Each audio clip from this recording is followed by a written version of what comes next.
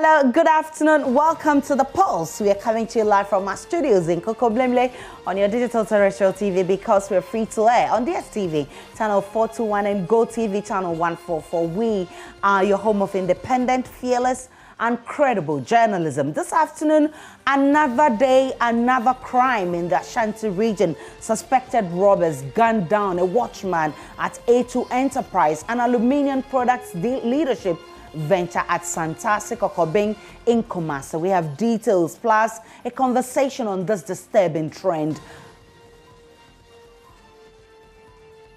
We'll also stay longer in the Ashanti regional capital for a while because residents of some parts of Kumasi are demanding immediate government intervention to address flooding in the city, as some recount their near-death experience after last night's downpour. It was just something tiny for the force of the water. My brother, would you even bother to think of your key once you have been carried away from the main road to this part? Also this afternoon, aggrieved law students protest what they say is a deliberate attempt by the General Legal Council to deny them access to legal education. We'll hear from the minority leader who received their petition and attempt to get answers from the law school on this matter. Plus, in showbiz, dancehall artist Shatta Wali likely to face 3 years in jail if the police proves that he spread false information with the intention to cause fear and panic. As the police pick up 2 others, Kojo Wusukranting and Eric Veneta, for the same reason. There's a conversation this afternoon on the law versus prophecies. My name is Aisha Ibrahim. The Pulse is brought to you by Global Communities, Dignilu Affordable, Safe Sanitation. Remember, we're also streaming live on YouTube and all our social media handles. Tweet at us with the hashtag The Pulse. My personal handle is @Danana Aisha. Please stay for details. What's up, guys? My name is Sammy Forson, host of the Weekend City Show and Ignition right here on Joy 99.7 FM. Well, anytime you happen to be busy and you miss out on your favorite shows right here on Joy FM, here's what you can do. Log on to myjoyonline.com/podcast. Just go on there and you'll find all your shows on demand 24/7. There you can catch up. Remember, Joy FM remains your radio for discerning listeners. Joy 99.7.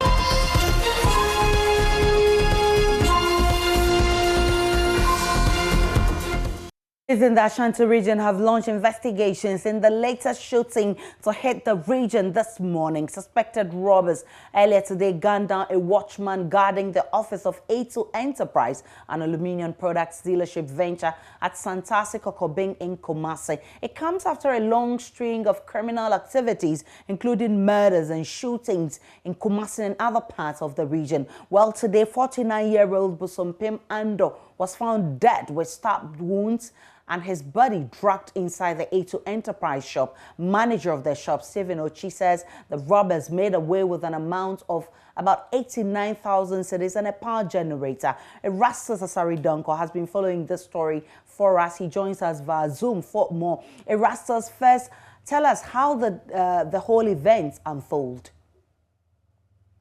Well, so we had information this morning that somebody, a security man, has been found dead in a shop at Santasi Kokobing, which is just after Santasi in Kumasi. So as usual, we went to the scene, and indeed, the company's name is A2 Enterprise. They sell aluminium products, but they have an office where they make the sales, and that is where this gentleman, who acts as a washing bay attendant, then in the night, they have employed him as a night security man who mans this office.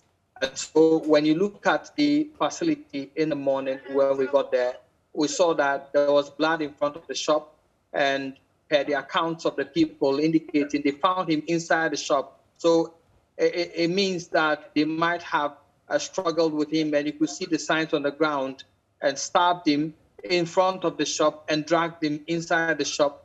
They had gagged him with, a scarf, and they've tied his hands behind him with a rope as well. And he was lying in a pool of blood inside the shop. when we spoke to the manager, we understood that an amount of 89,000 cedis was stored in a safe in there. That has been taken. They also took a power generator that was in the shop as well. Then there's another shop which is just upstairs. It's a two-story building. All of them are full of shops. And so when you go to the second floor, you find another shop, which is a private ECG Ghana Water Company vending station.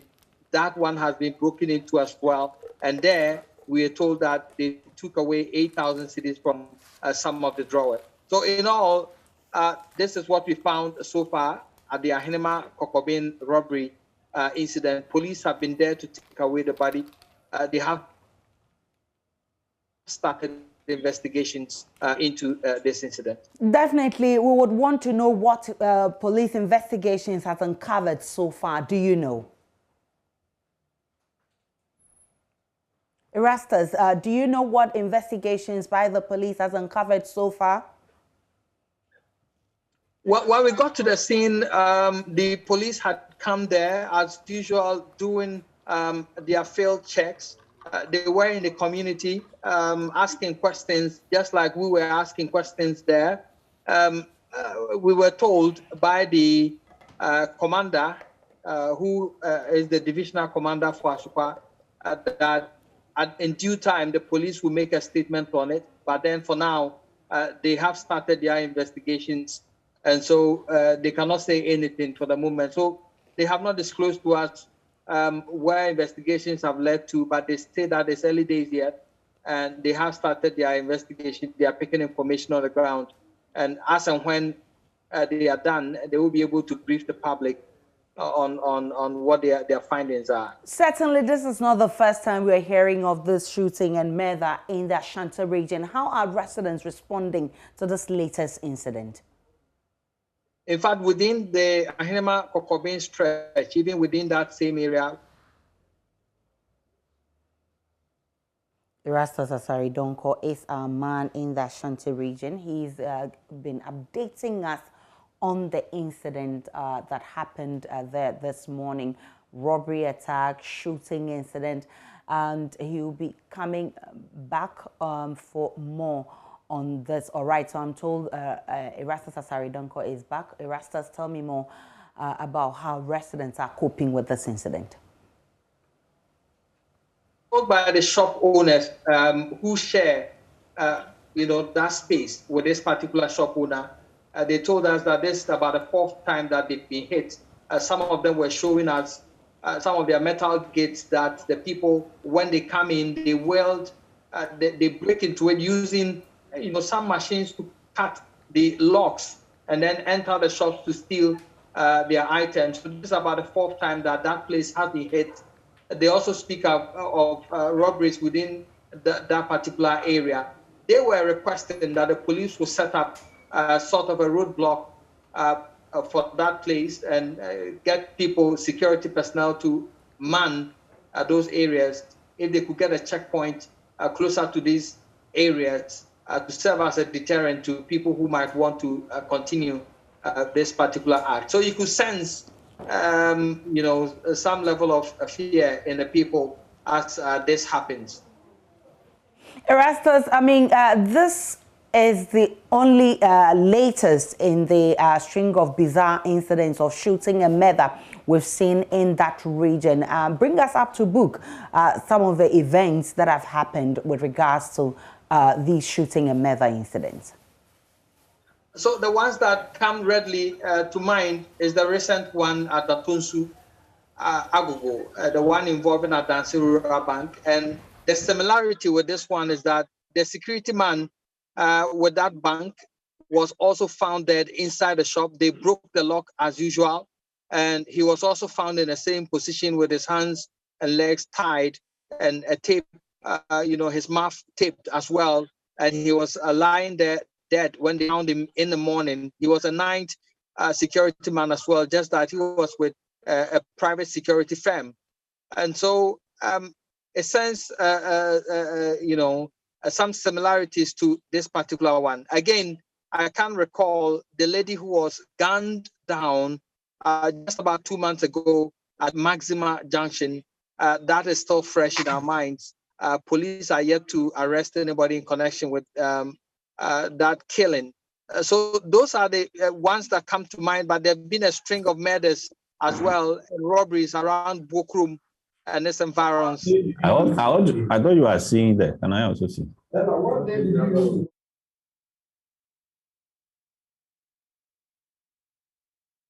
In the Ashanti region, and he's been updating us on the crime events in that region. Let's speak with criminologist Dr. Opokuwari, who is a criminologist and also a crime researcher. He's also a lecturer at KNUST. I'm grateful for your time, Doc, this afternoon. Good afternoon to you, Aisha. Doc, you've been following events in the Ashanti region. Lately, we've seen a number of murders and shootings in that region.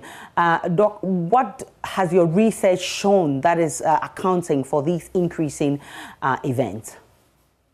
Okay, thank you very much for the question. I mean, as I said, when there are crimes, or when there's a crime, you have to look at the nature of the crimes that we have. And you can see that based on the patterns of crimes that we are recording in Ashanti region, you can see a variation in the nature of the crimes, especially in the murders and the robberies. You can see a lot of variations in there. So what it tells me is that the number of reasons may be accounting for the patterns. And most of these reasons, as we have found them to be, are basically strains and stresses. And in criminology, when we talk about strains and stresses, we are looking at those things within society that put a lot of people under frustration, that makes people more frustrated. So you see that these stresses and strains can come from a number of reasons, a number of factors. We can look at issues of social issues, economic issues. You can look at marital issues, relationship issues. So you can see that once people get frustrated, in fact, there is what we call frustration aggression principle. That says that the more people become frustrated, there's a tendency for them to be aggressive.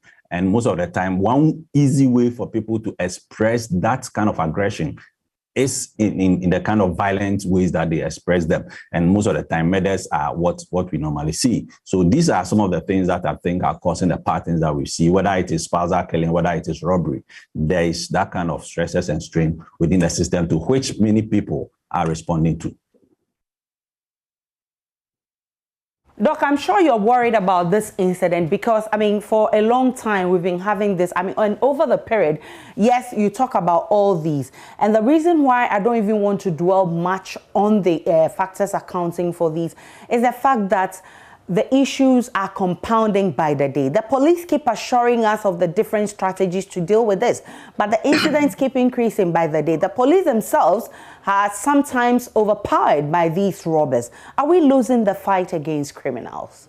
Yes, I think we have to actually do more. And for me, we have to do more of pattern analysis to be able to understand really how to be able to devise strategies to meet them. For instance, in terms of robberies, you can see that there's an increase, in terms of the patterns that we've seen, especially within the region where you have people targeting specific businesses over the period. So within the past few months, you realize that specific businesses and individuals have been targeted, where people are robbed at gunpoint right in the middle of the street, and also, near business centers, and also are closer to banks. So that tells us that, look, something is happening, and the police must revise and devise other means than we already know to be able to do with the patterns that we are seeing now. As I've already said some time ago, there has been an evolution in the nature of crimes that we are recording, or we've recorded in the country. Now you see that there's a dwindling of what we call residential crimes, or residential robberies in particular, to what we call street robberies. When that happens, what it means is that you have to revise those approaches that you have applied and used over the period in dealing with those kind of robberies to a new way of policing, where you would let your presence be much more felt within the streets. Because our streets, by their nature, the way our streets are configured, have a lot of obstacles, and they normally predispose people to certain criminal acts. Aside that, many of our businesses are also on the streets, and they are mainly not manned. So what happens is that if people are not able to now go to the homes and rob, and now they have to move to the street. The businesses along the streets become targets, especially when they don't have a lot of guardianship or protection. So most of the time, the criminals look at these things and then begin to act. And that is why you see that the patterns we are seeing now seems to be on the increase. So coupled with the kind of strains and stresses I've said, and now the businesses as we have them and the nature of our streets and our businesses also make it much convenient for these criminals to operate. And most of the times you've seen, they are almost, successful most of the time that they strike. And that is the worrying part of the whole event. If criminals are almost successful all the time and overpower the police, what should we do differently? What different strategies should the police adapt? Yes, I think that going forward, the police must let their presence be more felt. Okay, so I was very happy, some days ago when I saw the new unit. I think it's been there, but it's now that, the activities are now being brought into the kind of policing strategies that we've been using over the years, where we have the K9 units. Because look, once we have the presence of the police in very strategic locations and centers within our streets, it sets certain signals to would-be criminals and motivated offenders that, look, once you embark on a certain criminal activity, by the time you get off the street within a certain radius or perimeter, you are more likely to be busted by the security agencies. And with the presence of the dogs and the K9 unit, at least they can give hot chase and hot pursuit. So for most of these criminals, if you look at the patterns that we've observed for the period, those that are using motorbikes, immediately they do the robberies, they are able to move and nobody pursues them because of the nature of our roads. Okay, so with the dogs can give them a hot chase and probably get them. So for me, it is something that I think is good. It's a very good approach that we are incorporating into the overall strategy that we'll be using over the period. And I think that the presence of the police should be more. Secondly,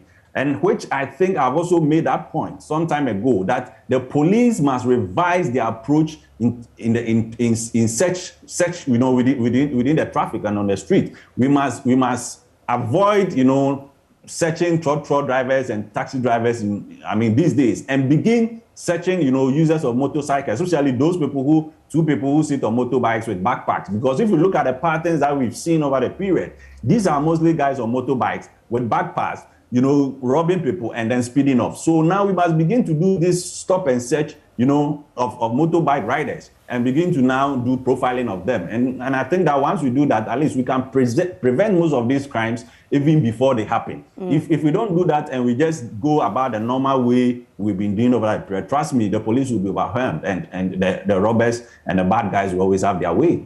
I'm grateful for your time. Dr. Opoku-Ware is a criminologist and crime researcher. He's a lecturer at the KNUST. This afternoon, a team of experts are also on the ground assessing the impact of last night's floods in the Ashanti region capital, Kumasi. Motorists and commuters were left stranded for several hours following overnight heavy rains that caused flooding in several parts of the region. The resultant floods did not only cause heavy vehicular traffic, but also caused destroyed portions of roads, cutting communities from each other. Ohim Interior has more on this.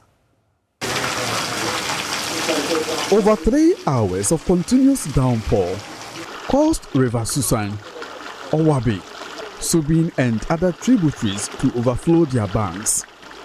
Asokwe Mampong Sepetimpom, Kumasi Barkasi Ofinsu roads, among places were blocked for several hours as they were taken over by flood waters. Motorists and commuters were trapped for several hours amidst heavy vehicular traffic. Vehicles, including this Toyota Camry and tricycles, were swept away by the flood waters, trapping occupants on board. The vehicle was just something tiny for the force of the water. In the Asokwe Mampong municipality, a brave young man rescued 5 people trapped in a Toyota Camry vehicle, swept away by flood waters at Asabi Junction. The occupants could not even remove the ignition key. It is left in the vehicle. My brother, would you even bother to think of your key once you have been carried away from the main road to this part? I believe by that point, all that they were thinking about is them dying. But with God's help, the guy was able to come in to open and got those guys out. The exact spot recorded 6 flood-related deaths about 2 years ago. Assemblyman for Sepetimpom, Kwame Nkrumah Atta is full of praise to Mr. Abedi for that life-saving intervention. About 3 years ago, there were containers all over, and we experienced such floods, and 6 people died around this area. Those who were commuting from the central market to their various houses were also locked up here. So those guys who were here managed to tie a rope around Mohammed Abidi, and it was sheer bravery that made the guy came over here to rescue those guys that were trapped in the vehicle. I don't know what came over the guy, but he had just saved us from another calamity. It was later on that the fire service came, but by the time they came, the rescue activity had been completed. We've always recommended that during the dry season, the river should be dredged. Some time past, there was this dredging activity that were being carried out on the river, and we didn't experience this kind of flooding. So once I believe that we must continue with the dredging so that when it's rainy season, there will be enough space for the waters to flow through. Some residents stayed awake overnight to clear their rooms filled with water. It is already 2 a.m. on Wednesday. Sawaba New Site is one of the communities inundated by flood waters. In this house, I have seen some of the residents trying to clean their rooms, which have been taken over by flood waters. Hello, good morning. Good morning, boss. What is happening here?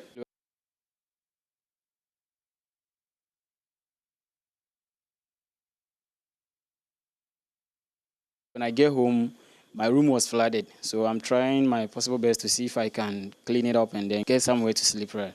But is it possible? I can't tell for now, but I'm trying my best. But our man Ohime Interior himself has joined us with more on this one. Ohime, what's being done about the situation?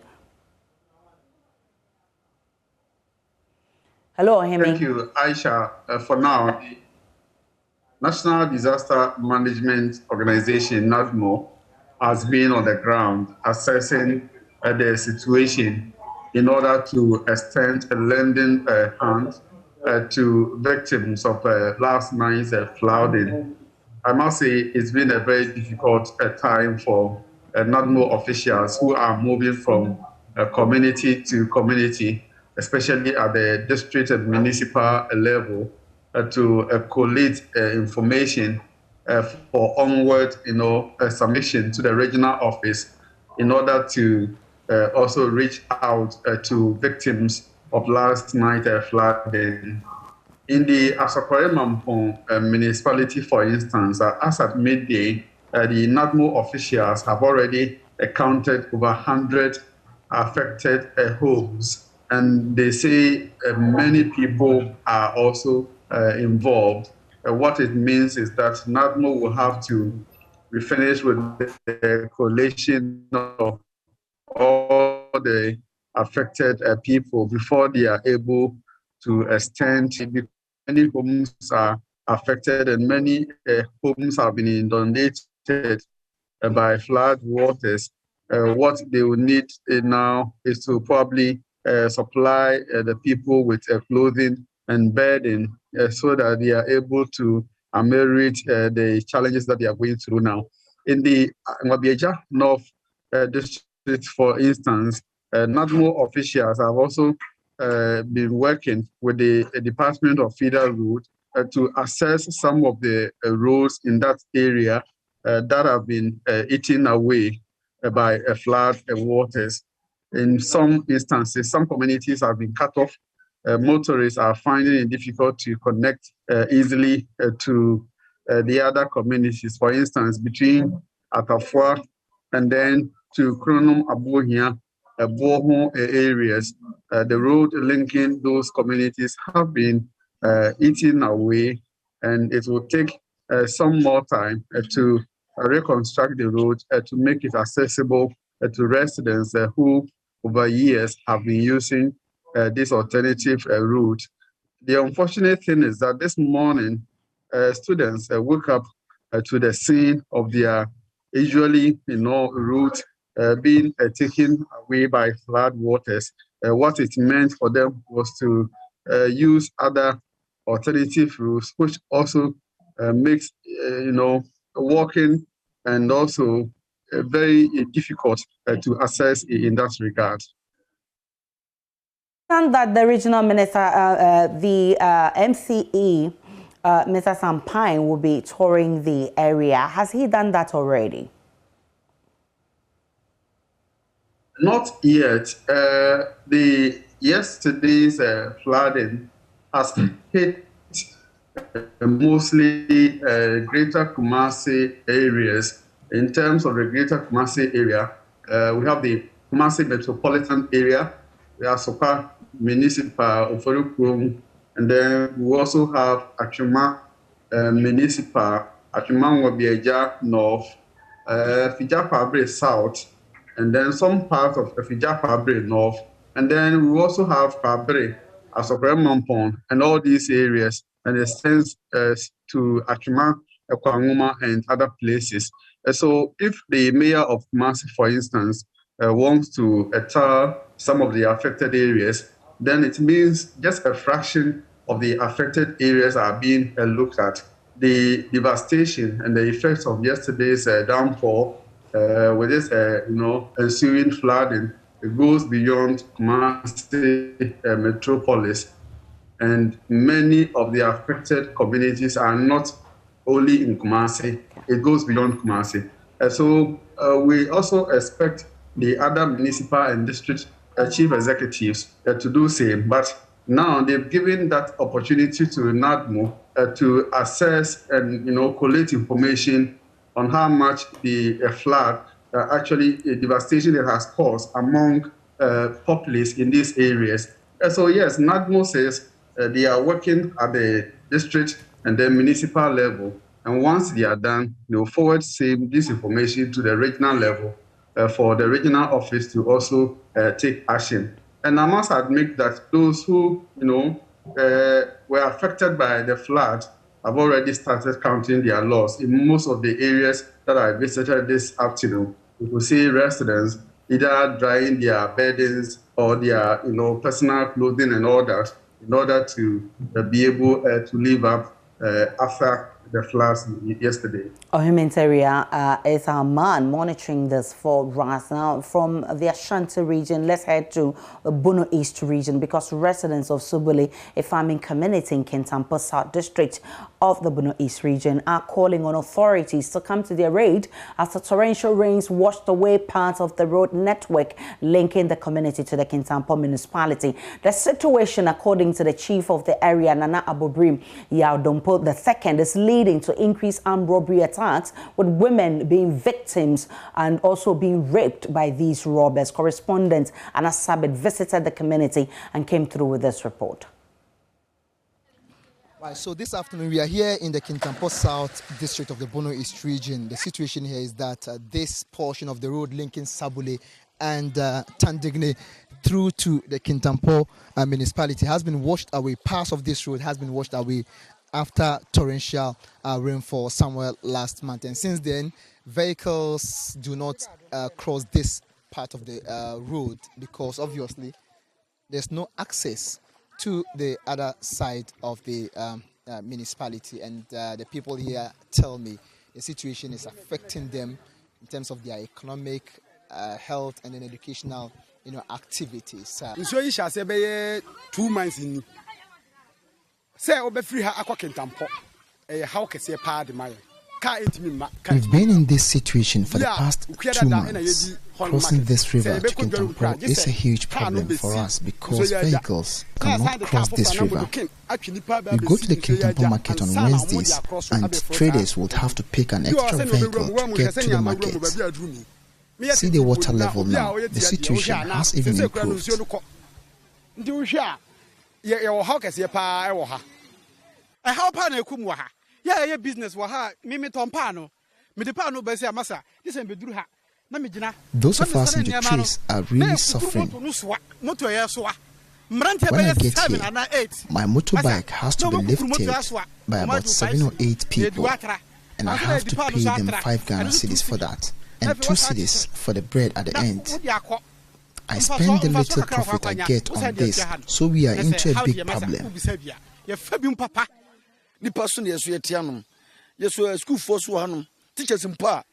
We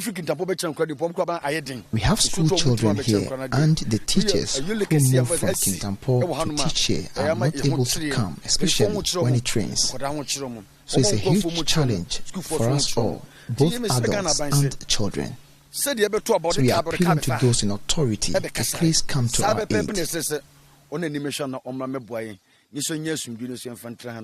Now, the people here who are predominantly farmers have their farm produce stuck in here because vehicles cannot get into their farms to convey their farm produce to the market. And this is actually a sort of worry for them economically because most of their farm produce are currently going waste because of the current situation.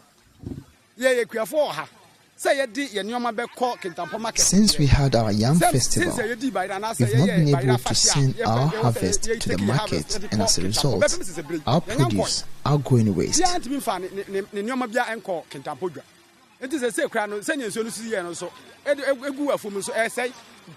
On health, people, especially pregnant women who are referred to the Kintampo Government Hospital, do not have the means to get there because when they get here, they have to be lifted, carried by young men here and then cross over to the other side.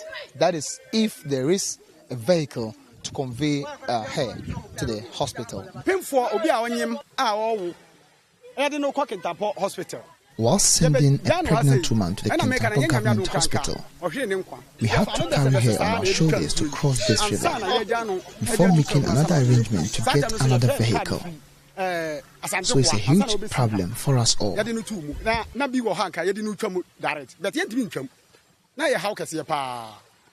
of Sabule and acting president of the More Traditional Council, Nana Abobrim Yao Dompo II, laments that armed robbers have taken advantage of the situation to rob residents of their valuables. These armed robbers are here. They capitalize on the flood, be by the size of the river, and then when you are coming, they stop you, they rob you, and sometimes even kill. You see, women, they sex them, which is abnormal, which is not good. So we plead with the government to help us put up a bridge to the river so that we can always cross the river to do whatever we want to do at the other bank. The simple plea of the people here is that government and those in authority come to their aid within the shortest possible time in order to help them stay away from the current situation they are going through. From the Kintampo South District of the Bono East region, my name is Anas Sabit, reporting for JoyNews. And back here in Accra in the studio, my name is Aisha Ibrahim. We're still live on The Pulse. Remember, you can join via all our social media handles at JoyNews on TV. You can tweet at us also with the hashtag The Pulse. My personal handle is at Danana Aisha. We'll take a break. When we return, dancehall artist Shatta Wali could face 3 years in jail if the police proves that he spread false information with the intention to cause fear and panic. We'll also be having a conversation about the finance minister's assertion that the public payroll is choked. We'll find out if the ground is fertile for young people to venture into entrepreneurship. Stay with me. Hello, I'm Dori Nando. You can catch up with all the fun on the Cosmopolitan Mix and on all our shows via podcast. Just go to My Joy Online podcast and search for your favorite show and relive those moments all over again. Only on Joy 99.7 FM, radio for discerning listeners. Super Hits Radio, Joy 99.7. Welcome back to The Pulse. Finance Minister Ken Ofori-Atta has urged fresh graduates from various tertiary institutions to find innovative ways of becoming entrepreneurs. According to him, that is the only way the rising unemployment rate in the country can be reduced. He says it will help reduce the over-resilience and reliance on the government for jobs and also reduce the burden on the government's payroll. The question many are asking this afternoon is the ground fertile for what the finance minister is suggesting.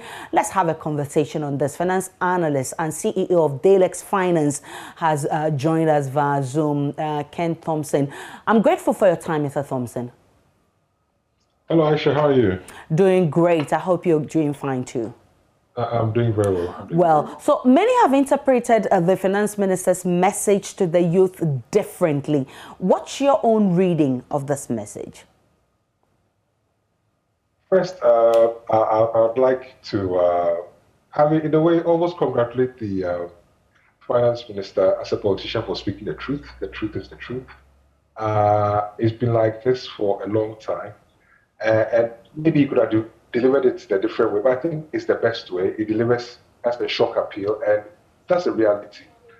In any case, I think that the transformation of this country comes through entrepreneurship.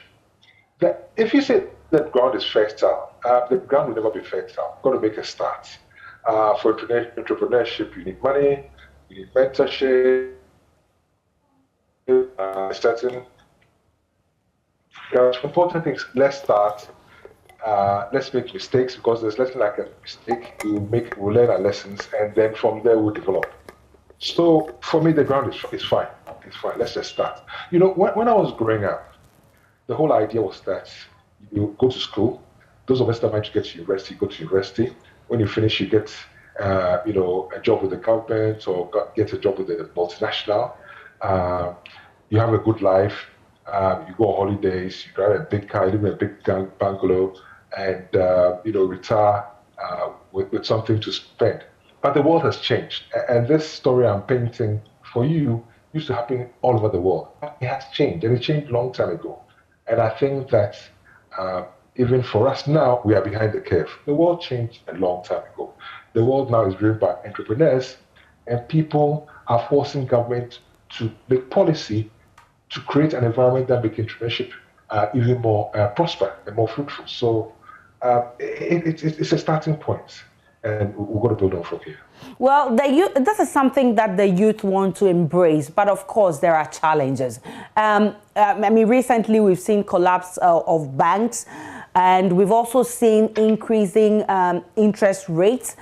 The loan regime itself in the banks is not friendly. How do you want the youth to go all out and venture into entrepreneurship? It's not an easy thing, you know. Nobody said it was going to be easy. An entrepreneur anywhere in the world, if you go to a financial institution for money, they don't give you the money. You turn up at my door and they say, I'm an entrepreneur, give me money. I'm not going to give you money. The basic principle of entrepreneurship is when you start, there are several things that you require. But for money, there are three people that will give you money: your friends, your family, or fools. Your family, they know you. They will take a chance with you. Your friends, you can call them to give you money. And only a fool will give somebody money when they don't know them, and they don't have any history with them. But this principle applies globally. Friends, family, and fools applies globally. So whether you're an entrepreneur in Ghana or in Japan or the US, you go through the same process. The most important thing is you need passion. You need passion. You need to be motivated. You have to. All right. Ken Thompson is the CEO of Opex Finance. He's also a financial analyst. He's been explaining to us why the young people should really make what the finance minister is saying work. He's also experiencing it himself. He's sharing what he went through to set up a business. He says it's not going to be easy, but of course, the youth must brace themselves for it. And he says that's actually the truth, that the public payroll is choked. Is he back? All right. Sorry. So Can you hear me? Yes, Mr. Thompson, go ahead. The line dropped. I apologize. So I was saying that, to be an entrepreneur, you need to be passionate. You need to have 95% perspiration and 5% inspiration. You need to work 24/7. You need to listen. I've been running a program. Can you hear me? Yes, loud and clear. I've been running a program called the Opex Prize. And what we did was to select 10 entrepreneurs to support. And, I shouldn't say I'm amazed at some of the mistakes they're making because it's a learning process. But I'm pushing them. I say you need to have smart targets. You need to have a business model that's viable. If you provide value, whether service or product, people will pay for it. But the biggest risk of all is don't be afraid of taking risk. Just go for it. And be prepared to fail because, there's nothing like a failure. Learn from mistakes. For me personally, I've failed so many times. Every day I pray to God, bring my next failure because I know that it's going to come. But one thing I've learned about entrepreneurship and doing a business is that if a business is not on my way to work, and when I say on my way to work, it's literally on my way to work, I'm not going to invest in it because I can't monitor. And if I can't monitor any business, it will fail. And that has come through a lot of failure. So I encourage all the young people, just go for it, have passion, be determined, make your mistakes, learn from those mistakes, and one day you succeed. That's how it is. And there's nothing more fulfilling than having a business where you set up your own hours, you set your own hours. It's fulfilling. You have your employees. You can make change. And that's fulfilling. That really is fulfilling. But the young man today will tell you that they don't have the patience to try and fail and fail and fail again to be successful one day because this is... We've been talking about poverty, which is eating us up in this country.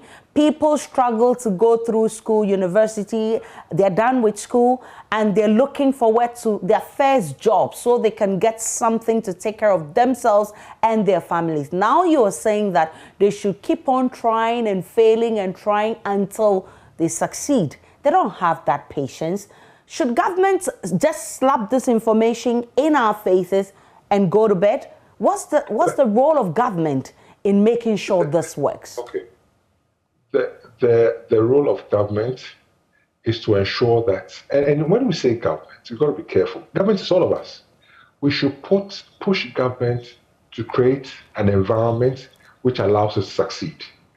Government itself, and I wish that young people take note of this. Government itself has shown to be a poor allocator of our resources. Which of the government organizations are successful? Which of them? And if they are, if you can show the successful ones, you can count them. If that money had been given to young people, Ghana would be in a better place than it is now. From independence. Okay. All right, but of course, hello? Much better place. So it's even in our own, give the money to us private people. We know how to spend the money and we'll take risk. Because the thing about government is that you go into some government organization, they have no skin in the game. If it goes down, nothing happens to them. But for me, if my business goes down, I've lost everything. So I encourage the young people, just go for it. Don't be afraid. It's going to be painful. But success, no matter how you dice it, no matter where you're in the world, is the same. If you want to be successful, you go through pain. So they shouldn't be afraid. They should just go for it. And I wish somebody had told me this when I was their age. Just go for it. Mr. Thompson, as painful as it is, if we're ready to go through this process, let me ask you, and I wish we're supposed to be joined by a young person who has a business to tell us how they struggle to put these businesses together. The bureaucracy, the tax regime. I mean, at every stage, there's an obstacle. It makes it so unencouraging for the young people to venture into business. What do you want to see now that government has come all out to tell us this is the situation, you must deal with it? You know, what I want to say is, and I'm going to say that what we need to get government to do is to accelerate this digitization process. So if you want to register a company, you can do it digitally. If you want to pay tax, you can do it digitally. You want to register for Swift, you can do it digitally. With your Momo, you can create a credit history of yourself very quickly. So when you come to me to borrow money, I can see that, okay, this person, you have some history and I'll give you the money. That's what we need government to do. We don't need government in business. Government has wasted our resources over the years, and enough is enough. Let us, those who have skin in the game, create business. We have skin in the game. It's not government. So we must push government to create an enabling environment. And if we set on our backs and expect government to do it. They ain't going to do it. We have to make sure they do it. What would it take for us to have that enabling environment? Well, the two of us having this discussion now is part of the process. Advocacy. We must make more demands on our lawmakers. The people that are in parliament, they are Ghanaians. They are brothers and our sisters. We should make more demands on them. We should get involved in the politics. We should influence. We should have access to the politicians. Because government and business are the two things that have the greatest influence of our lives. You should call your MP. You should make demands. That's how it's going to change. Change doesn't happen because somebody dreamed about it. Change happens because people made it happen. And that's how it's got to be. And I encourage all the young people to take on. I'm grateful for your time. Mr. Ken Thompson is the CEO of Dalex Finance. He's also a financial analyst. Let's stay a while longer on the youth, because some students of the University of Ghana say they are worried that personnel of the national security have been deployed for the SRC elections, which is underway. Many of them say they are comfortable with police presence, but not the national security. The students point to the Ayawaso West Wogon election violence as the reason for their fears.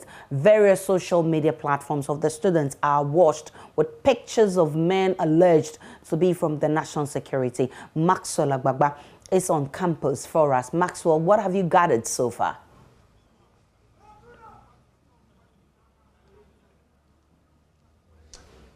Well, Aisha, like you rightly mentioned, that is the information that we are getting from many of the students we've spoken to since we came onto campus about 4 hours ago.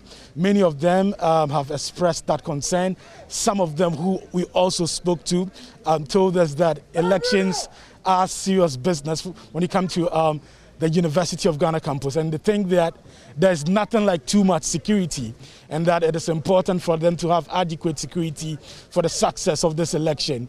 Opinions are quite divided about this. Some of the opposers tell me that they do not understand why national security personnel will be deployed here for a mere election like the SRC elections. Even for the Electoral Commission of the University of Ghana SRC we've been speaking to, I spoke to the chairman himself. He told me that indeed he's also heard that some national security personnel have been deployed to campus, but he cannot confirm or deny those claims that we have heard. I spoke to the first deputy of the University of Ghana SRC. He told me categorically that as part of the LI for this elections, this campus elections, they agreed that they would bring additional security when they sense that things would go wrong. So he's saying that yes, he has information that national security personnel are on the campus, but it is for the good of the elections. Luckily though, luckily I have with me here one of the aspirants for the SRC elections. She's aspiring for the presidency. Her name is Priscilla Asantoa Aye. Yeah, tell me, we've interacted with some of the students here on campus and they have raised the concerns. You seem to have a different view about national security personnel on University of Ghana campus for campus elections. Yes. All right. Okay. So I think they being around, I don't find anything wrong with that, because they are here to protect us, because it's their duty to protect the students. So if they are around, anybody who tries to misbehave would be disciplined. So as a student, you should go quietly to the polling station, go cast your votes for number 2 on the ballot paper, and leave quietly. Don't try to cause us, anything, because if you are found wanting, you would be dealt with. All right. But some of the students have raised concerns. You're saying that no security can be too much. But some of them have raised concerns. They've cited the Ayawaso West Wogon incident where national security personnel were deployed. We all know the violence that happened there. And this is a student-based election. We've seen police personnel around. Don't you think that's a tad too much? Well, I feel it's too much. Well, some people are a bit tensed, but I feel if you're not doing anything wrong, why would you be tensed by seeing too much security on campus? I feel you should just freely walk around, go do your thing, go vote, and then leave. Okay. It shouldn't scare you, because if you know you are clean and pure, no amount of security would scare you. But if we are doing something underground or working on something, that is when you'll be scared. Because I don't mind seeing over 2,000 policemen or soldiers around. I'll still be free to walk about. But that if you are doing something underground, that is when you'll be scared. But anyway, some people get scared by just seeing security and all that, even though they're not doing anything bad. So I feel they being around is for our own good, for us to be protected. Because mind you, not everybody working on campus is a student. Probably some people have been told to come and hurt others. So if you see them around, it is because of you. That's why they are here, to protect you, your interest. That is why they are here. So just feel free and walk around, go vote, cast your ballots and all that. As a presidential aspirant, have you picked any intelligence or any information that things could go wrong and that would necessitate the presence of the national security? Yes, because election was supposed to start at 8 a.m. and it started around 12, 11 and 1 p.m. And I feel if not for something that has been cooked, why would election start around that time? So I feel they being around is to protect us, as I said early on. Yes, to prevent, we need a free and fair elections. That is what we are all looking at and all hoping for. Yes. Okay, thanks so much for speaking to us. I think elections will be over in the next less than 2 hours. There's a possibility it will be extended because of the time. Yes, because they didn't start on time at all, which is very, very not good. Because we have lectures, some have assignments, IAs and all that. We work with time. Time is money. It's a precious resource. So if you give us 8 a.m., we were at the polling station at 8 a.m. and the ECs, the ballot papers, they were nowhere to be found. And so they should do something about it. And shouldn't repeat it next year. Please, upcoming ECs, don't repeat this next year. Thanks so much for speaking to us. Wishing you all the best in these elections. Okay, great. So you just had Priscilla Santua Aye. She is aspiring for the presidential position. She's a candidate, actually, the presidential candidate, one of the presidential candidates. But we have with us also the vice president. Is there something? SRC. Yes, Barnabas Mensah. Hello, Aisha. Right, so I was going to ask, is there something that we should know from the way she spoke? Is there the possibility that the national security picked up intelligence of any foul play? Is there something you've gathered with regards to this? Well, from what I gathered from her, she said elections were supposed to start at 8 a.m. but ended up starting at 11 o'clock. I asked her whether she thinks whether she's picked up any intelligence about things, the election not really going as it was planned. And she said that indeed the election was supposed to start at 8 o'clock. It started at 11 o'clock. And that they've also picked up some intelligence of the sort. But I want to find out from the SRC Vice President what really is accounting for this and whether they also have some information about the deployment of the national security personnel. Vice President, you're welcome to the Pulse on the JoyNews channel. Tell us, do you have any information about the presence of national security personnel here on the University of Ghana campus? All right, thank you, and good day to all those making the listening. Yes, I have been informed that there is the presence of national security on campus. When I heard about it, I quickly traveled to where they were supposed to be, from the intelligence that I picked. But unfortunately, I went there and then it wasn't as I was informed. I went there and then I did not see anybody. So I do not want to conclude that yes, there is a presence of national security. But regardless, if we have them here, I don't think it should be a cause for alarm, because what is their relevance? They are here to provide for the student security. And then I think the larger the number of them here, I think the more intense the security on campus. I think that's how we should appreciate it. Let me find out from you, as a vice president, have you picked up any intelligence that some people are planning to foment trouble or anything? Have you picked up any intelligence like that? I wouldn't say so, but elections are always accompanied by some of this brouhaha, and then as a proactive commission and then proactive stakeholders, I think we need not to wait until some of these things have happened. You need to make preparations ahead of time, so that in case such things happen, it means that you would be able to accommodate them, or manage them. So I haven't picked intelligence, or I haven't heard that some people are they are materializing some clever ploys to maybe cause commotion or havoc to the electioneering processes, I doubt. But I think that their presence here is just a proactive step to curb any future possibilities. But the students who you lead, those who've spoken to, they are pointing to the incident at the Ayaso West Wagon, which happened right here in this constituency, not too far from where we're standing. They are pointing to that and saying that the deployment of the national security caused that violence there. And for a mere student elections like the SLC elections, I've seen quite a number of policemen on campus. I've seen quite a number of campus security also. Did we really need national security to augment, the security that we have here? You see, I always say that we don't need to tag this election as a mere election, okay? The fact that we have it's being referred to as an election alone should tell you that it is just a replica or a mimic of any other election. Okay. And University of Ghana, if you are taking into consideration our political space and then our governance, it is sort of a replica, a direct replica of what happens at the national level.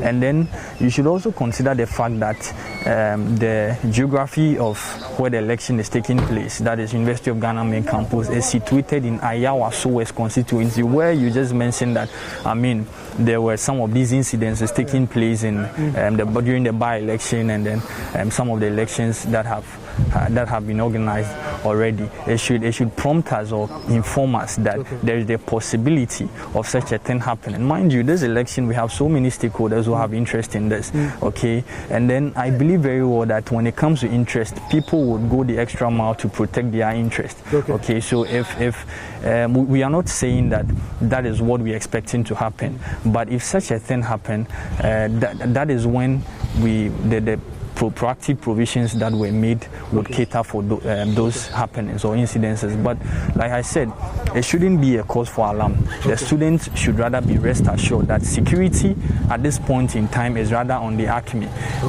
given that we have policemen here, University of Ghana security and also national security. I think that they should rather applaud whoever invited them. I don't know if it was the EC that did invite them. They did not inform me. I'm not in the known, but if they did, then I think we should rather applaud them for such an invitation. Thank you very much for speaking to us, Barnabas Mensah.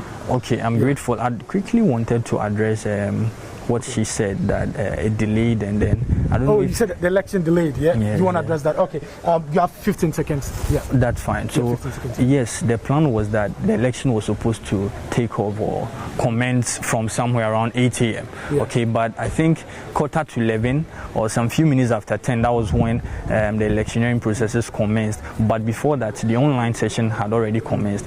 What happened was that I learned from the commission that they were supposed to make payments to the printing press before the ballot papers would be released, and then at that point in time the treasurer was a bit reluctant to do that. That was what happened. So thank you very much for speaking to us once again, Barnabas Mensah. Pleasure mine. Great. So you just had Barnabas Mensah, he's the Vice President of the University of Ghana Student Representative Council. Again, let me state that we spoke to the Lecturer Commissioner for the University of Ghana SLC. He's supervising the elections. He told us that indeed he's picked up information that there are some national security personnel around here on the University of Ghana campus, but he cannot confirm or deny those claims. Then we spoke to the First Deputy Electoral Commissioner of the University of Ghana SLC. He was categorical and emphatic that the LI, the legislative instrument that they're using for this campus elections, permits them to bring in external security if they need one. So he says that yes, they picked up some information, and so that's why they invited the national security around. That is the information that we got from him. But as it stands right now, opinions are quite divided on this matter on the University of Ghana campus. Some of the students we've been speaking to tell us they are concerned, they are worried, and like I already mentioned, they've been citing the Ayaso West Wagon incident. Others we've been speaking to are also saying that there's nothing like too much security, and they think that even if they have many military men here, they would like it. So that is the situation here on the University of Ghana campus, Aisha.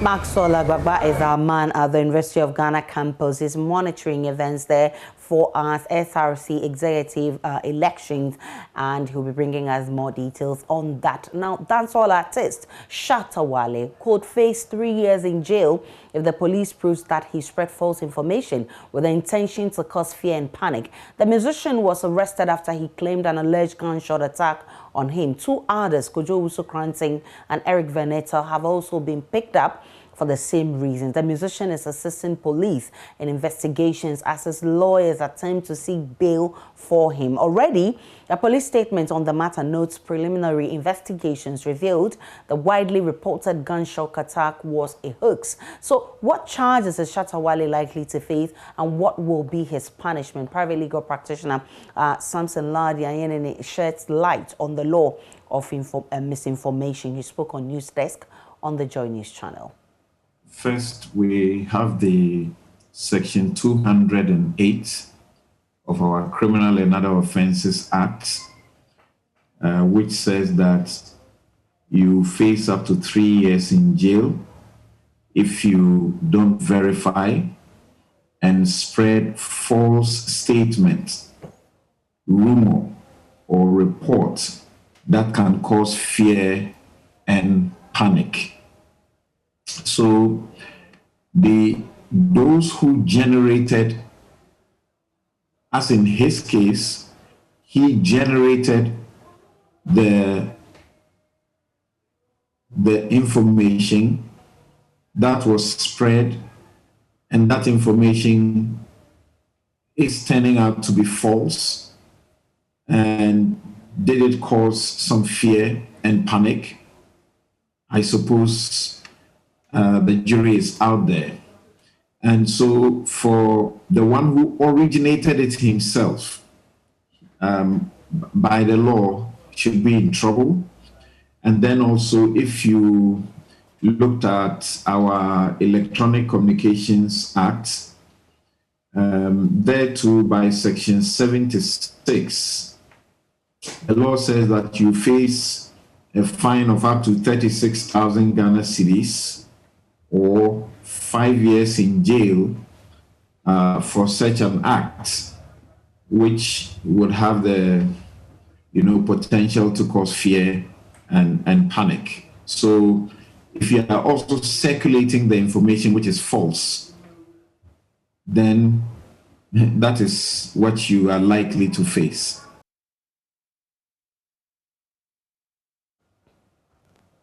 Bishop Stephen Akwesi is in the spotlight right now. Should the police be arresting a prophet? The police statement also notes that the Shatta Wali movement boss says he undertook this initiative due to a prophecy by one Bishop Stephen Akwesi who predicted his death. What happens to the prophet too? Samson Ladi says anyone who apprehends some fear that makes someone suffer shock is liable to pay damages. Listen. The point where we are talking about some prophets who begins all of this. You recall sometime in February 2018, I wrote about this and actually asked Shatta Wali and Ebony or their relations to take up suits. I was literally funding litigation, asking them to take up suits against the charlatans who come in the name of God and make all these prophecies. Because the law allows that if you are a relative of these people or you are one of them yourself, and by these prophetic declarations that are made public, you apprehend some fear, and out of that you suffer some shock as a result of that kind of doomsday broadcast, they will be liable to suffer in tort. They will be liable to pay damages. So I think it's also time for these charlatans around town to take a cue. It's very bad. We need to do everything to discourage it. If we are not passing specific legislation to rope them in, then the civil law approach is there. People can take suits. These celebrities these people have made their business, politicians and celebrities, every day they are prophesying about them and they're not prophesying any good. Let's now speak with Acting Director of Public Affairs of the Ghana Police Service, Superintendent Alexander Kweku-Obeng, who joins us via phone. I'm grateful for your time, Superintendent. What's the update on those arrested in connection with the Shatta Wali alleged shooting incident? Hello, Superintendent. All right, so Superintendent Alex Obeng will be joining us shortly. He is the acting head of communications at the Ghana Police Service. He will be updating us on what has happened with Shatta Wali and the related arrests that the police have made with regards to the alleged shooting incident. Of course, if you've been following social media, it's been buzzing with news of Shatta Wali who has been shot, and later police arrested Shatta Wali. Even before I walked into the studio, we saw videos on social media alleging that Shatta Wali has been granted bail. We'll be getting Superintendent Alex Obeng to tell us more, to confirm or deny this. Thankfully, Superintendent Alex Obeng is back on the line. I'm grateful for your time, Superintendent. What's the update on those arrested in connection with the Shatta Wali alleged shooting incident? Good afternoon, and thank you for the opportunity. As we indicated last night in our release, we indicated that we have Shatta Wali and 2 others in our custody. Earlier, we had also taken into our custody the pastor. So currently, we have 4 of them going through police investigation process. At the end of the day, other details will follow. And so it still stands that the investigators are working and ensuring that the right procedures are followed so that nobody's right is violated. So this is where we are. So currently you have 4 people in your custody? Yes, the pastor, 2 others, and Shatta Wali. Have they been charged yet? As I said, we are yet to put them before court. So we are still at the investigation stage of this case. But we indicated in our release that we suspect that the utterances and what the evidence we have, they are not far from being charged for publication of false news, deception of public officer, among others. And yesterday also indicated that all these were in an attempt to causing fear and panic. And so the investigation is around these areas of our criminal code, which we think has been breached. Superintendent, what are the sanctions? I want us to talk about sanction regime right now. What are the likely sanctions that these 4 people may face in the event that they are charged? The criminal code, these offenses penalties are specified, and we have to leave that one to court. We are at the investigation stage of this case. And therefore, police ours is that we are guided by 3 principles. Has there been offense committed? And we believe so. That's why investigation is going. Are the people exempted from that offense? We don't think so. Is there any evidence that may support these offenses that we think have been breached in the criminal code? We think so. So those are the things that we're doing. And therefore, within this remit, we have the power to for people to be forthcoming. Therefore, arrests have been made, and we have also the responsibility to ensure that expeditiously we investigate these things, and if there is any charges, put it on that CRB form, charge them, and then another responsibility of moving them to court of competent offenses were committed. And these are the things we are restricting ourselves to. And finally, the court warrant officers, the prosecutor, on behalf of Attorney General and Inspector of the General Police, all prosecute the case. And those are the areas we are looking at in terms of conviction and then sentencing. We leave it to the court. Superintendent, let me take this opportunity to get an update on another celebrity, Funny Face, who we are told needed mental care. What is his status now?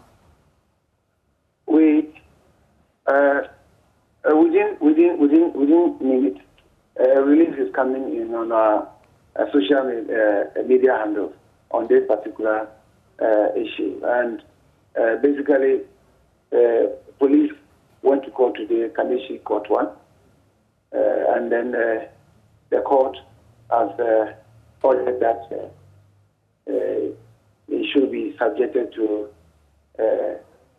blood test and at the police hospital, and then his mental health that will also be assessed by the psychiatrist at a recognized government psychiatry facility, and then he should be brought back on the next court date on the 10th of November. So that is the situation. I'm grateful for your time. Superintendent Alexander Bing is acting head of communication at the Ghana Police Service. He's been updating us on the case involving Shatta Wali incidents, shooting incidents, and 3 others they have in their custody with regards to that issue. He's also been updating us on Funny Face, his status with the police. Now we've invited leadership of the Concerned Clergy Association of Ghana to help us make some spiritual sense of this whole issue involving alleged shooting by Shatta Wali and the prophecy he has related this to. Bishop Benny Wood has joined us via Zoom. I'm grateful for your time, Bishop. Hello, Bishop. Bishop Benny Wood, if you can hear me, what do you make of the current development? I'm sure you've been monitoring events on how things has unfolded. And Shatta Wali himself has said that he did what he did based on a prophecy. Now the prophet himself has been arrested and is in police custody. What's your preliminary observation of all that has happened with Shatta Wali, who is in the custody of police? And we invited leadership of the Concerned Clergy Association of Ghana to help us make some spiritual sense, because the prophet who made the prophecy that Shatta Wali refers to, the reason he did what he did, has also been arrested and it's in the custody of police. Bishop Wood, I'm grateful for your time. I was asking for your preliminary observations of what has transpired this few days. Yeah, thank you very much, and thank you. Let me say good afternoon to your viewers. I think that as a nation, we have to be very careful. If we are trying to solve a problem, we should be watchful. We don't become overzealous in looking for solution to seeming problems. And the reason I'm saying that, if you look at this whole event that has taken place in the next 3-4 days, it's unbelievable and surprising that the prophet has been arrested, because I don't really understand. Now, the prophetic ministry it has always been a controversial ministry, right from the creation of time till now. And so if you're a prophet, you abreast yourself with some of these things when it happens to you. But I think that we have to be very careful, because I don't see any reason why the prophet should be arrested. You don't see anything, the reason why another human being professing death on his fellow human being should be arrested? The prophet doesn't have any personal problem with Shatta Wali. He doesn't have any beef with him. They are not fighting over anything, so he cannot threaten him. He was operating like a prophet. and he felt he had seen something, and he wanted to draw attention of the person to what he has seen. So I that's what I'm saying. I mean, why do you arrest him? If somebody says something, what he said is spiritual. Okay. He didn't threaten him. He didn't say, I am coming to do something. He just said that this is what I've seen. And that if you have a pastor, you can go to him, let him pray for you. And subsequently, we've heard information that he himself was contacted by the mother of Shatta Wali, and they prayed about it. And when he was even informed that something like that, the hoax has happened, he said, no, it cannot happen because he has prayed and what God told him to do, he has done. So we arrest him for what? The prophetic ministry doesn't only prophesy death. There are a lot of things the prophetic ministry does. So are you going to say that even if the prophet prophesied that there's going to be a bumper harvest and it doesn't happen, you're going to arrest him? Or if the prophet prophesied that somebody is going to be promoted, will the person be arrested? The person says, I don't like promotion, so since you are prophet, I'm going to be promoted, I'm going to sue you or something. I think it's absurd. We should be very, very careful as a nation. Bishop Benny Wood there, he's been reacting to the police arrest of the bishop who prophesied, the prophet who prophesied that Shatta Wali was going to be shot, and he said he did what he did because of that prophecy. This is an unfolding story, and we are monitoring for you. We'll bring you all the updates on the Joy News channel. Let's take you to our markets this afternoon on our Joy Clean Ghana campaign. AMA officials storm a pigsty in Kamara, which has been allegedly operating for over 30 years in residential area, posing harm to residents. According to officials, it is illegal for animals such as pigs, cattle, and wildlife to be reared in residential areas. Environmental officer of W. South District, George Lawson, says the AMA will be sending the owners to court. My colleague Judith Awochitando was with the team and now reports. These are residential premises, and this is the pigsty. Less than 10 meters. You see, so this person will have problem. All of them here, they will feel the stench from this pigsty. And this pigsty have been there for some time now, which is not supposed to be there by our enactment or laws.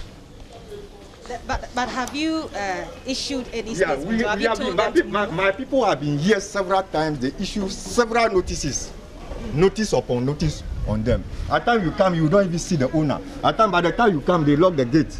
You cannot get access. And you can see how he was behaving there. But he explained when he was having an argument with you that he has not received any notice, no, that they have not been told anything. He's not telling the truth. We have issued notices upon notices to them.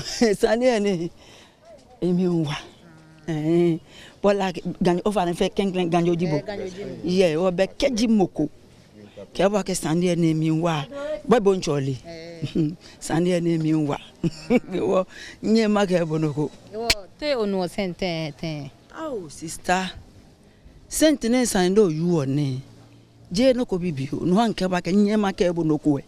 Well, one interesting thing we're realizing here is that a lot of people or a lot of residents are sort of living in fear because they are related to the owners, and so they are afraid to tell us what really is happening, or they're afraid to even report to the AMA or the police to do something about the situation. They've been living in fear for years now, over 30 good years. See how close the pigsty is to this place. This is a residential area. This is somebody's house, and this is a pigsty. You see? And by law, you are not supposed to keep pigs, swine in a residential area in your house. Even if you want to keep, there should be a permit from AMA, and there's no permit. They don't have permit, and AMA will not grant permit to them to keep swine in a residential area. AMA will not do that because this is a noxious trade. By noxious trade, I mean any trade that is offensive, that gives scent or odor, that is injurious to public health. The people here, they can't sleep. They have complained severally. This is a residential area, which according to the law, animals such as pigs, goats, cattle cannot be reared in such an area. Now, I can see a little bit ahead of me that there's a kinky cellar right there, which is very unhealthy for consumers. There are rearing pigs here, and the stench is very bad. How does that make you feel as you're selling banku right by?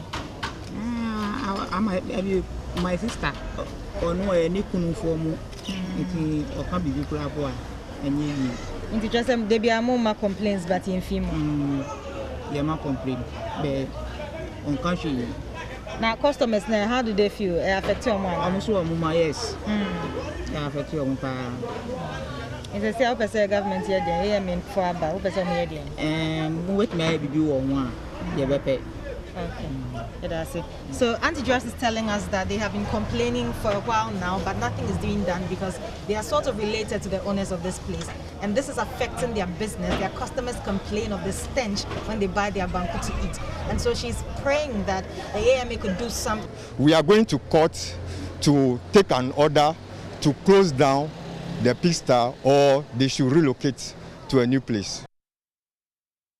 Showcasing the latest JoyNews documentary, Crushed Young, have received support. The duo Peter and Moses were given 2 electric and 1 manual wheelchair. Love FM's Emmanuel Bright Kweku has more in the following report. The documentary was produced by Seth Kwame Boateng as part of efforts to address the increasing number of road accidents in the country. It tells the story of how children have been left with permanent disabilities after being knocked down by vehicles. Peter Mensah, who has had both his legs severed, was given an electric and a manual wheelchair. Peter says the donation will help him get back to the playing grounds.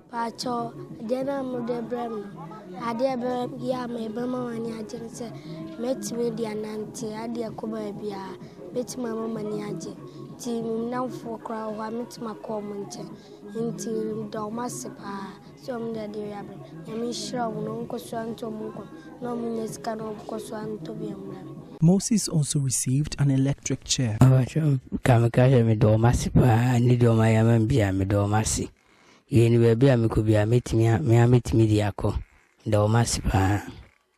Peter's grandmother is grateful for the gesture. The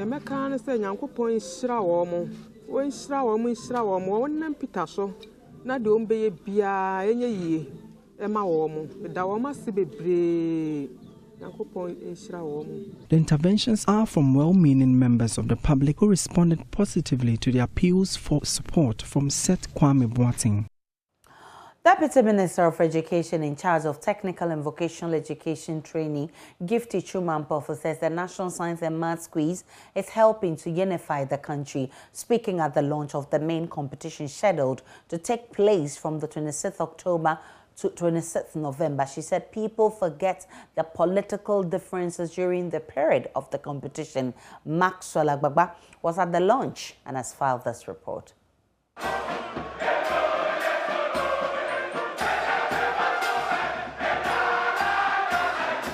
The National Science and Maths Quiz has become an integral part of the senior high school calendar with a lot of interest from old students.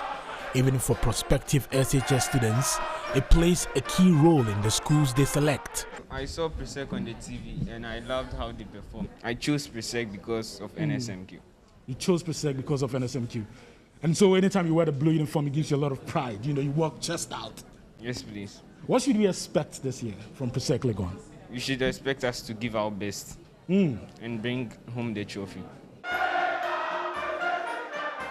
As 6-time winners of the National Science and Maths Quiz, Presec Legon say they are determined to win the trophy for the 7th time. This they believe will consolidate their lead as undisputed NSMQ champions.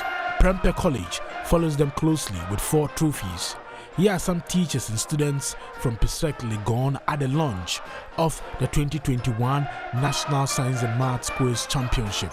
That year, nothing but the best. So we go for it. I mean, we are always prepared. Wherever you meet us, we are ready to conquer. Yeah. So we are, very, very much prepared. We are ready.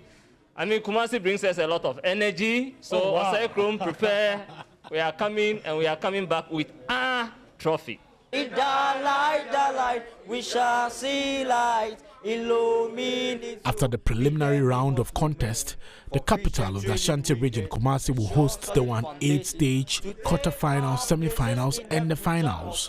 Managing Director of Primetime Limited, Anekuya Nkumasari, has been talking about preparations. A program like this requires a lot of logistic support, the accommodation, meals for the contingents and crew and everybody. So for those in Kumasi, what should they expect in Kumasi? Oh, fireworks, the usual fireworks. You know, Ashanti region is always extremely competitive. When you go there and you have the qualifiers, it's always exciting, extremely competitive.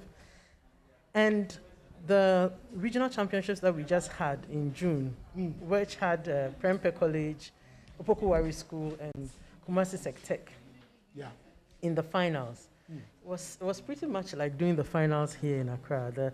The kind of enthusiasm and passion that was in there. I saw a bit of that from Prempeh College. Yes. And so we are expecting nothing less than that. We know it's going to be fireworks, and we can't wait to see what will happen there either. I'm not even going to try. Forget it. St. Augustine's College. Your problem started early. Presec Legon. You have the diagram I'm looking for. You are not ready. No, I'm raising my hand. Okay, go ahead. It's an array. No. S solid. Which is S? Methane gas. -5. Yes. Valence electrons. Yes. Plasma. You are right. The Deputy Minister of Education in charge of Technical and Vocational Education Training, Gifty Chum Ampofu, says the National Science and Maths quiz has played a key role in making the study of the subjects appealing. I commend the brains behind the NSMQ for such a brilliant creation. The interest of parents, the old students, the teachers, and the students themselves is overwhelming. So if when they get to the last stage, you go to work and no work goes on. So when you get there, you know that something is happening. Oh, so these are these schools, and then you find the associate. Maybe a brother is there, or a husband or a wife is there. So that day, nothing goes on. But it's for a good cause, because science and mathematics is the two with which Ghana is moving to the next level. And the National Science and Maths quiz is something we're looking forward to on October 26th, and it will take a period of 1 month. You need to stick with the JoyNews channel for all the events. We'll take a break. On the Pulse, we'll bring you the very latest from the world of sports. Hi, this is Lexus Bill, host of Drive Time on Joy 99.7 FM. Listen, you don't have to worry if you miss Drive Time or Personality Profile. It's going to be live on our podcast page. Just log on to www.myjoyonline.com/podcast. You can listen to Drive Time, Personality Profile, and any other of your favorite shows on Joy FM on that page. You don't have to miss a show at all. Joy 99.7 FM, radio for discerning listeners.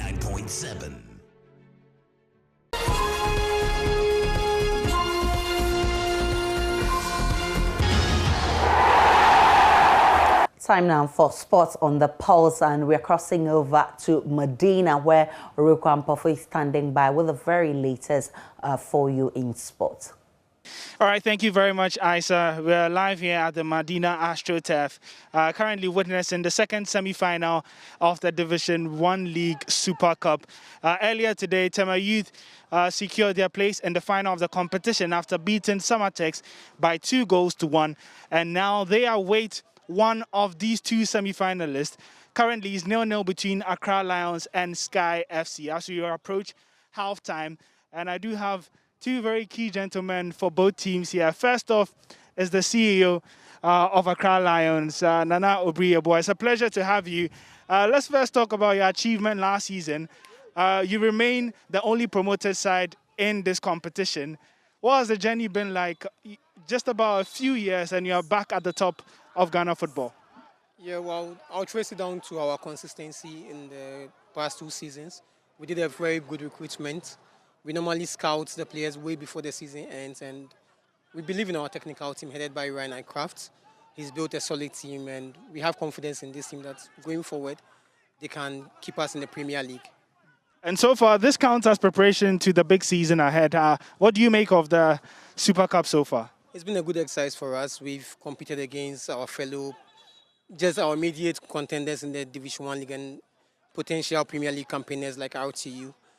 We've had a real test, and it's given us an insight as to what we need to correct before the season starts against the Omnia Sharks in Accra. I think as a whole, it's been a good exercise for us. We've tried our new players, and gradually we are gelling as a team, and we'll be ready for Omnia Sharks on the 29th, the weekend of 29th October. Quite quickly, what are your expectations heading into your first Ghana Premier League season? What do you think? I think we'll be very competitive. We'll play some big games. We'll win some big games. And we'll falter along the line, but we'll get it right, and we hope to remain in the Premier League.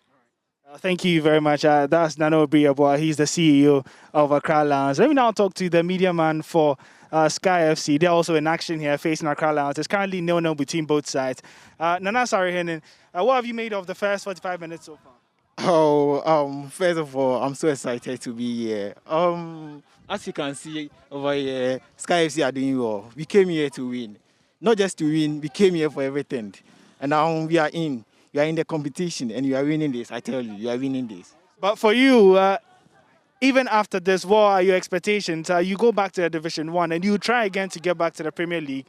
Is that the object, the aim for you next season, to get back to the Premier League? Well, I won't say much. I won't say much this time. As you can see, Sky FC over here is a new team. Yeah, we came here to compete. We came here to train our boys. We came here to see our strength. As I would say, during our previous season, although those who witnessed, those who watch us know Sky FC was the best, but then unfortunately things didn't go on well for us. We hope to, come inside. We hope to do everything possible. We hope to, go back to the GPO, and we are ready for that, I tell you. All right. Thank you very much. That was Nana Asarehene of Sky FC, and you can see he's eagerly following his team, who are currently in action in the semi-final of the Division 1 League Super Cup. It's 0-0 between Accra Lions and Sky FC. Tema Youth awaits the winner of this match to face them in the final of that would take place this Saturday right here. My name is Ore Kwampofo, and I've been reporting live from the Medina AstroTurf. Back to you, Aisha, in the studio. And back here in the studio in Kokomlimle, my name is Aisha Ibrahim. That's where we part company on the pulse. For more news, log on to myjoyonline.com. You see updates of all the developing stories. And the top story there is on the finance minister. Ghana may return to IMF for financial support over debt trajectory. And you can find more when you log on to myjoyonline.com. My name is Aisha Ibrahim. Many thanks for watching. It's been indeed exciting for the almost 2 hours stay with you. Let's Talk Showbiz is up next. Stay tuned. Hello, my name is Nathaniel Atto. You can catch up with all the fun and inspiration on the Joy Sports link here on Joy 99.7 FM, together with all other shows over and over again. It's very simple. All you need to do is go to myjoyonline.com/podcast and relive all of those fun moments over and over again. Joy 99.7 FM, your radio for discerning listeners. Joy 99.7.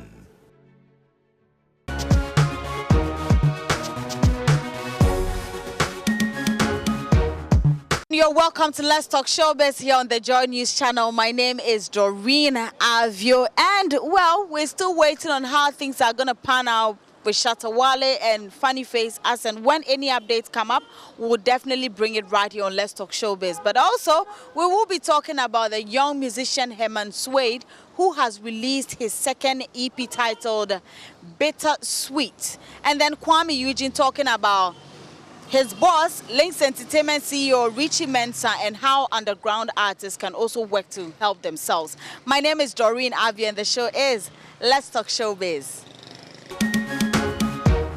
The This is Let's Talk Showbiz, and this is where we bring you nothing but the best when it comes to showbiz.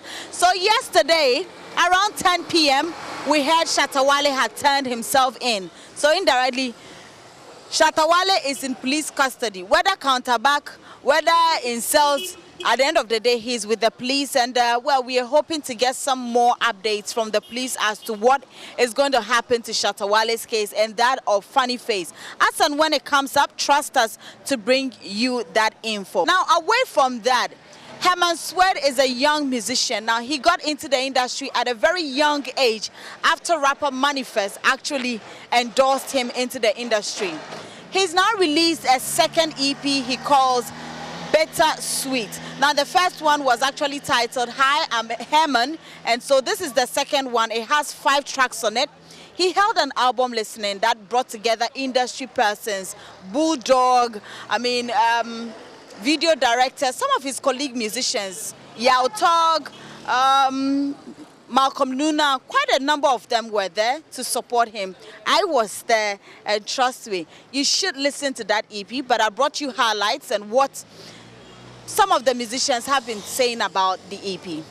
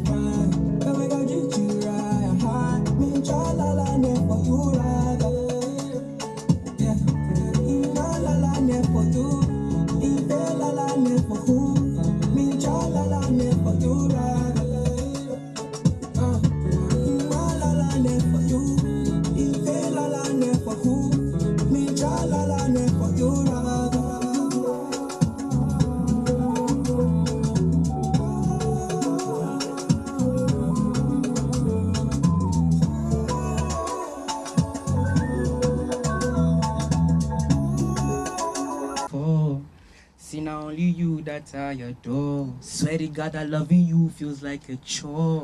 Let it flow. Amazing. A round of applause for him again. I mean, one will say that the song Break Borders, I mean, this is not a locally made song. Trust me, it goes beyond Ghana. I mean, what's about you looking beyond the shores of Ghana? I mean, what's about you going beyond Ghana? Looking at the beats, I mean, listening to the beats, the rhythm, the flow, the vibe in the song goes beyond it goes beyond the shores of Ghana. Yeah, I feel you. So, honestly, when it comes to music, I listen to a wide variety. Okay. And so this was kind of Caribbean influence. And so with the flows, the melodies used, it was inspired by that. All right. Trying to understand, and I cannot comprehend. Girl, I thought that you was always in my friends. Feeling the vibe, feeling the swag. Now let me show you what I can do. I think you put a spell on me. You put a spell on me. Hey! Hey! The performance going down. Let's do this. Hey! Everybody!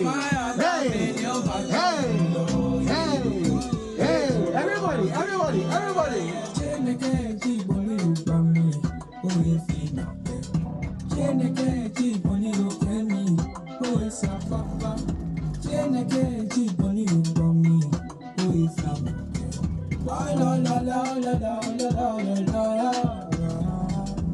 I know they want to see trouble. Me, I know like to see trouble. This your body, me na po. She calling me, say bajo. I'm in Konimano. She tell me, say, now we go visit you, I'm on the low. The way she call my name, and I can tell that she a pro. Making it hard. Congratulations to you once again. Thank you so much. Thank you. I'd like to find out what inspired this entire album, or EP actually. The concept behind this EP is to tell the journey of love in general. And so it takes a broad look at the dynamics involved in relationships from beginning, middle to end. And just my take on it. So with each song, it looks a lot from a different perspective. How does it feel having all these brothers of yours, Yao Tog, Malcolm, and all these great giants in the industry coming in to support you? It's honestly an honor to have everyone here to just jam along with me on some of the teams I've worked hard on. And yeah, I mean, it's a vibe. I'm enjoying the atmosphere right now. Yeah. Was it difficult juggling school and music at the same time? No, because with the help of my friends, families, teachers, shout outs to all of them, because they've all helped to keep me on track and ensure that, you know, I'm still able to be organized and manage my time well. So yeah, I think I've been able to manage well, and yeah. Are you done with school? No, I'm currently schooling at Shatta University. I'm taking a business administration course, so yeah. So when is this EP coming out fully for people to, download and all that? So the Bittersweet EP is coming out tomorrow, which is Friday, 15th October. So stream it, share it, download, Charlie. And the platforms to look out for it? It will be available on all streaming platforms: Boomplay, Audiomack, SoundCloud, Apple Music, Spotify. Just type in Herman Suede. You find me.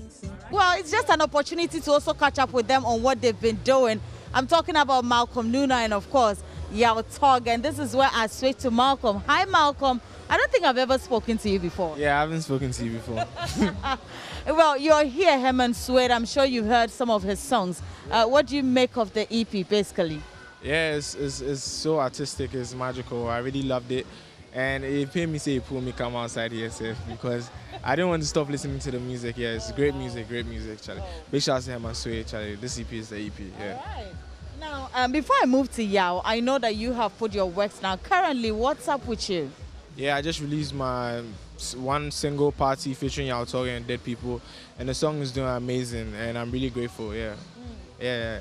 That's what I would say. Tonight is just Herman Suede. Okay, but before I wrap it all up on you, I know that the industry is doing its thing. You've seen everything that is going. And just in a nutshell, looking at the industry, what is going on, our musicians and everybody doing their thing out there. Can you just give us a brief, rundown of everything you have observed in the industry? Yeah, I've observed that everybody's doing their bit, and slowly, Ghana is going worldwide. We'll stop calling it local music and start calling it international music very soon. So yeah, Ghana to the world. Yeah. All right. Now let me go to Yao. Yao, Herman Suede, of course, we are all listening to some good songs. What do you make of the EP so far? Okay, I think the third track. I think now yeah, I like that track. And the EP is like 100% complete. I love it. I appreciate it. It's like left for us to push it. Yeah, so we are waiting. Is it out? I think it will be out tomorrow. Yeah, for us to push it. So Ghana can go worldwide, global, everywhere, every day. Okay. Yeah. Now, let me come to you. How does it feel finishing school now? Okay, as for me, it's normal. Because I was really loving the music, so I didn't really show some love to the school like the music, so it's normal to me. Yeah. All right, so that was Herman Suede, Yao Tog, Malcolm Luna, all endorsing the album. What are you waiting for? Herman Suede said you should go online and stream all the songs. Let's support the young man. And I believe that we are on our way to growing more talents in the country. Now, away from that, Kwame Eugene is in the news. He has released a new song titled Bonka. In fact, as we talk now, he's already had over 1 million views on YouTube.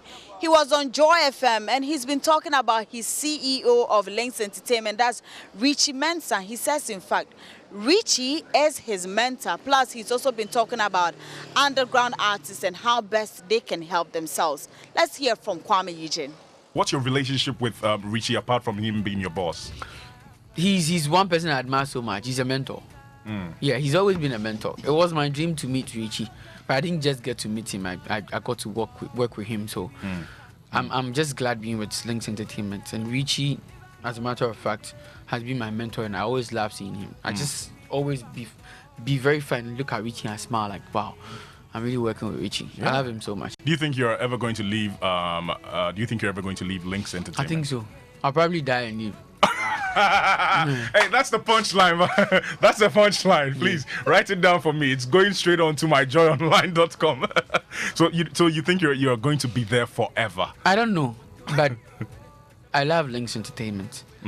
Maybe it will shock you guys. I'll have a baby and me and Richie be going to PTA meetings together. So does that also mean that, well, it could happen that maybe sometime in the future you can own some shares with, in Links Entertainment? If he will even sell Links to me, I'll buy it. Oh, but then if he sells it to you, then it means you're not working with him anymore. I don't even have the money to buy it now. But maybe one day. Yeah, I just love Links so much, and I think it's really important is the relationship we have. Yeah. The fact that they've been able to, accept me as Eugene as I am, and being able to work with, because I'm a stubborn guy. I'm really stubborn. I like to do... Fadama boy. Yes, I just love to do what I think is good for me. And sometimes, maybe something will be good for me, but it's not good for Links. They have to maneuver their way around it to make it, to explain to me that we have to do this first before this, then I understand. I'm very stubborn, but my level of comprehension is actually close. I admit it, as I must say. Once you can explain to me, this is the reason why we are doing this, I'm good. So I think they've been able to put up with me for a very long time now, and I have to commend them for that. Shout out to Links Entertainment, shout out to Richie Mensah. He's a very good man, and I appreciate wherever I am right now, because he's the reason why I'm here. I appreciate him so much, and leaving Links will be quite difficult, but one day. Well, I agree. Maybe I'll be too old to leave. Or maybe he would go like, oh, watch it. Being underground is not the same as being mainstream. It's so different from being mainstream. Being underground, I think you have the chance to make a lot of mistakes and correct them later. But now, it is like people expect perfection from you. Do you get it? There's some level of validation people are expecting, and once you don't meet their level of validation they want you to get to, it becomes a problem they have with you. Right. And now people have numerous ways to express how they feel. Do you get it? So it's not easy. So I'm just telling every underground out there that this is the chance for you to make mistakes and correct them, because when you become Kwame Eugene, you have little chance to make mistakes and correct them. Everyone wants once it is out there, they judge you. Right, so that's it on Let's Talk Showbiz today's edition. A very big thank you to you, Osei, for handling all the camera works, and to you, Icon Production, and of course, Nicholas. We are back here same time on the Joy News channel. Remember to log on to myjoyonline.com, the entertainment page, for more of our stories, and also go on Facebook, Twitter, and on Instagram. We have Joy Entertainment. Go follow us, because we have something interesting coming up this Friday. You know how we do it, Moments with Joy. Just expect it as I bring it to you here on the show. My name is Doreen Avio on Facebook, and on Twitter it's Doreen Avio, and on Instagram it's Doreen_Avio. Have a great evening.